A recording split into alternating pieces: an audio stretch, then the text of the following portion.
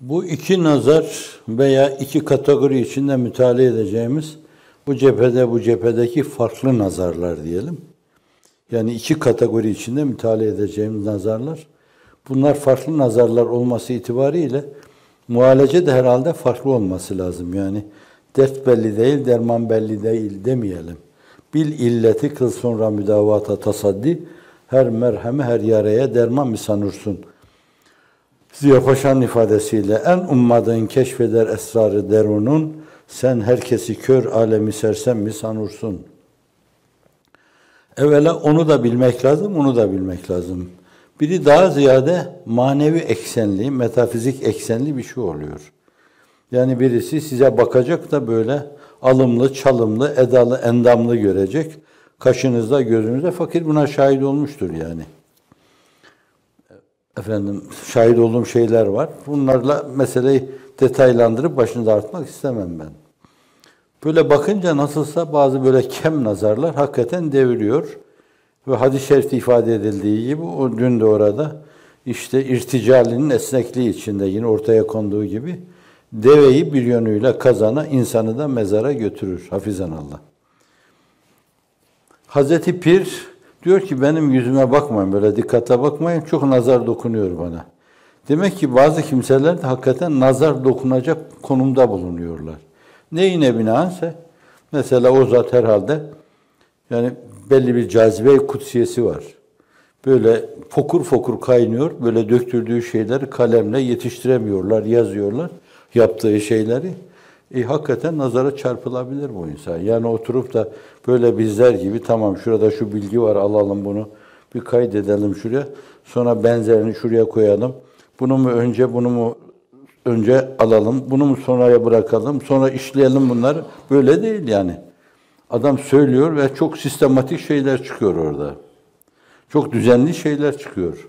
Şimdi bundan dolayı nazar değebilir hakikaten. Kemali ciddiyetinden dolayı nazar değebilir. Bilemiyoruz. Kıtmir'de görmedi tabii onu. Oturuşuyla, kalkışıyla. Alvar imamında merhumda görürdüm ben makamı cennet olsun. Cennettir inşallah. Böyle bir Allah dendiği zaman göze Allah gözleri döner. Bu aynı zamanda başkalarının da gözlerinin dönmesine vesile olurdu orada. O ürpertisi Allah ederken böyle sizde de haliyle bir ihtizaz meydana gelirdi. Şimdi bu da çok önemli bir şey. Yani farklı bir ufukta konumu olan bir insan çarpabilir. Bundan dolayı diyor bana çok nazar dokunuyor diyor. Belki başkaları için de öyle, başkaları için de dokunuyor olabilir mevzuda. Şimdi bu manevi tamamen manevi bir şey. Hani dediğim şeylerde çok şey var da ben bir tanesini arz edeyim. Rahmetlik pederler Erciş'e gitmişlerdi orada. Zannediyorum esas Ahlat'a gittiler. İşte ta 1700 yıllarda oradan herhalde 700 yılların sonuna doğru ayrılıp gelen dedelerimiz Halla. Orada bilmem ne kadar altına onların mülkleri satılmış. Acaba nasıl oldu filan ona bir bakmayayım ne gitmişlerdi. Ben çocuktum çünkü 4-5 yaşındaydım. Dönüşte de 2 tane inek getirdiler. Erciş'ten almışlar. Bizim o kupkuru köyün inekleri gibi değil bunlar. Geldiklerinde gördük. Hakikaten biri bir kova süt veriyor öyle. O memeler öyle dolu dolu böyle. Orada her evde su olmadığından dolayı şeye gidiyor çeşmeye, caminin yanında çeşmeye, korucu bilenler bilirler. Çeşmeye gidiyor. Giderken orada mübarek bir zat vardı. 5 vakit namazında, niyazında bir zat vardı. İsmini söylemiyorum. Ölmüş gitmiş gıybet olur. Ulan şu ineğin memelerine bak diyor. Geldi 2 memesi birden köreldi. Süt vermez oldu. Bildiğim şey yani. Böyle devrilen at olmuştur. Ve bir daha kalkamamıştır. Çoğaltılabilir. Bu manevi tamamen. Yani bunları fiziki dünyada, fiziki kurallarla izah etmek mümkün değil. Bunlara denebilir ki metafiziğin veya psişiğin fizik üzerindeki güçlü tesiri, çarpması böyle. Yıldırımın çarpması, şimşeğin çarpması gibi bir şey. İşte bunlar da isterseniz Efendimiz sallallahu aleyhi ve sellem yaptığı şey İhlas ve Muavizeteyni okuması, böyle tepeden tırnağa sürmesi. Hatta her gün yatağa girdiğinde Efendimiz 3 defa yine ellerini böyle yapıyordu. İhlas ve Muavizeteyni okuyordu. Üflüyordu ellerine, tepeden tırnağa sürüp böyle yatıyordu. Efendimiz yapıyordu. Siz de yapıyorsunuzdur inşallah. Her akşam hiç ihmal etmeden yapıyordu. Ayet-el Kürsü ihmal etmiyordu. Secde suresini, Mülk suresini ihmal buyurmuyordu. Efendimiz okuyordu bunları. Yasin'i de diyorlar. Efendim, bir onun için çare bu yani. O nazara karşı çare bu. Evet. Bir de bu nazara karşı Selefi Salim böyle sağlam saatli bir kaynak bilmiyorum o mevzuda. Fakat onun Kalem Sure-i Cellesi'nin son ayeti ve in yekâdullezîne keferû leyuzgûneke ve absârihim lemma semi'u zikra ve yekulûne innehu lemecnûn ve ma huve illâ zikrun lil âlemîn. Müşriklerin Efendimiz'e bakarken söyledikleri şeyleri biraz hikaye ediyor. Gözleriyle çarpacak gibi filan deniyor. Teberrüken o ayet yazılıyor. Ondan sonra fakat dairevi yazılıyor o. Bir halka şeklinde yazılıyor. Ondan sonra da onun içine de o Eshab-ı Kehf'in isimleri Hamdi Yazır bazılarını farklı kaydediyor. Efendim eski ahitte de farklı şey yapılıyor bunlar. Yemlika, mekselina, meselina, mislina, mernüş, tebernüş, şazenüş, ortaya da kıtmir yazıyorlar. Kıtmir de onların Ashab-ı Kehf'in köpeği falan deniyor. İşte kıtmirin manasını arz etmeye çalıştım orada. Sonra bu bir muska haline de getirilebilir. Böyle bu haliyle de bir madene de işlenebilir falan diyorlar. Hani buna itiraz gelebilir. Hadis kaynakları açısından sağlam bir metinle böyle ifade edilmediğinden dolayı nereden çıkardınız buna denebilir. Aslında bu Selefi Salih'in yaptığı şeylerde böyle denebilecek çok şey vardır. Hatta şu evrad-ı eskar nereden çıkardınız? Bu demeleri nereden çıkardınız diyebilirsiniz. Yani hepsine diyebilirsiniz. Ama bizim ufkumuz onların o mevhibe ve varidat ve ilham ufuklarına açık olmadığından dolayı bilemeyiz. İsmail Hakkı Bürsevi o netaicinde diyor ki Cenab-ı Hakk'a şöyle dedim, o da bana şöyle dedi diyor. Buyur. Ben Cenab-ı Hak'la konuştum diyor yani orada. Ama nasıl bir şeyle frekansla konuşuyor, nasıl bir yolla konuşuyor, nasıl bir yolla münasebet ediyor bilemeyiz onu. Bazılar diyor bana ilham geldi böyle, işte kalbime atıldı. Hazreti Pir de çok defa diyor ki bana ihtar edildi diyor. Günümüzde insanlar biraz da temerrütleri fazla olduğundan dolayı aman ilham, aman varidat, aman mevhibe filan itiraz ederler diye ihtimal o da. Meseleyi biraz kamuflajlı ortaya koyuyor. İhtar edildi diyor. Kalbime doğdu demek. Hatırıma geldi, hutur etti demek gibi bir şey oluyor. Bu açıdan o da böyle birisinin hatırına hutur etmiş olabilir. Ona ihtar edilmiş olabilir. Bağışlayın ceffel kalem kalkıp bir şey hemen inkar etmek doğru değil. Bunun çok sağlam bir esasa dayanıyor, blokaja dayanıyor falan. İddiasında bulunmak da doğru olmayabilir. O da ayrı bir mesele.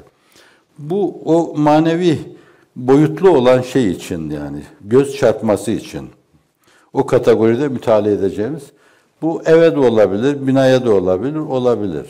Bunun için de belki hani böyle o bizim geleneğimizde var. Maşallah levhaların asmaları filan. Yani en azından insanlar bakınca orada diyelim bu güzel binaya geldiler. Böyle gözlerine ilk çarpan büyük harflerle yazılı bir maşallah olsa cebren onlara maşallah dedirtmiş olacaksınız. Hatta yani muziplik de sayabilirsiniz bunu. Yanıp sönen böyle lambaların içini işleyerek olsa da böyle giriş noktasında onların aynı zamanda dikkatlerinde tembih etse böyle ışıkla birden yansa maşallah her yine ve bu şeyli beyin lambalar, fotoselli lambalar bunlar böyle şahsı görünce hemen maşallah hatta söylemesi de olabilir yani maşallah diye söylesin. Olabilir yani. Siz biraz espri şeklinde algılayabilirsiniz bu meseleyi diyorum. Çünkü orada da bir ayuni haine var esasen. Ayuni haine. Veli de bu mevzuda Cenab-ı Hakk'a sığınırken bu hain gözleri senin gözünle reddediyorum diyor Allah'ım. Senin gözlerinle bu haince gözleri reddet diyor. Bunların şerrinden koru beni diyor. Evet, o manevi şeylere karşı yapılacak, bunlar insanlar yapabilirler bunu. Meseleyi çok detaylandırıp başkalarının itirazına mahal verebilecek şekilde de gitmemeli. Orada ifratlara girmemeli. Diğerine gelince o esasen bazı şeyleri kendimizden bilme falan gibi meseleler. kendimizi öne çıkarma, enaniyeti öne çıkarma, işte Frenkçe ifadesiyle egoizm, egosantrizm veya narsizm falan dedik bunlara. Hepsinin nuans farkıyla kendilerine göre manaları var bunların.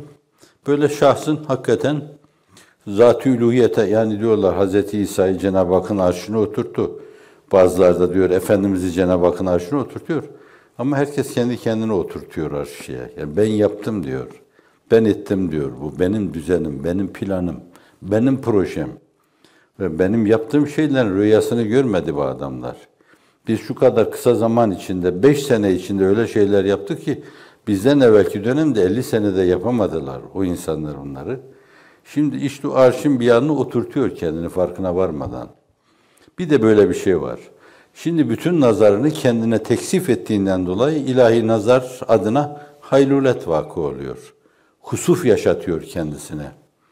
Kalbin ona müteveccih olması ve kalbin ondan gelenleri duyması, insan benliğinin, egosunun, egoizmasının, egosantrizmasının araya girmemesine bağlıdır. Kendi araya girince, sen aradan çekil, sultan gelsin tahtına. Perdede ben var iken sen tecelli eylemezsin, perdede ben var iken diyor hak dostu. Sen tecelli eylemezsin, perdede ben var iken. Şartı izharı vücudundur, adim olmak bana. Sen kendi mevcudiyetini duyurman ve hissettirmen benim kendimi yok kabul etmeme bağlıdır. Şartı izharı vücudundur, adim olmak bana. Şimdi bu böyleyse şayet, işte orada da ayrı bir göz meselesi var. Sen sana bakınca sen sana baktın artık. Ben bakmıyorum sana olur. İstanbul'u fethetsen sen sana baksan ben sana bakmıyorum der. Bitti işin senin. Cihanı fethetsen sen sana bakarak yapıyorsan ben ettim diyorsan burada bu öyle bir nazar değmesi ki bunun çaresi de yok. Buna ne Eshab-ı Kehf yeter ne de başka bir şey muavizeteyn yeter. Çünkü hiç farkına varmadan zavallı bir şirk içinde bata çıka yürüyor demektir.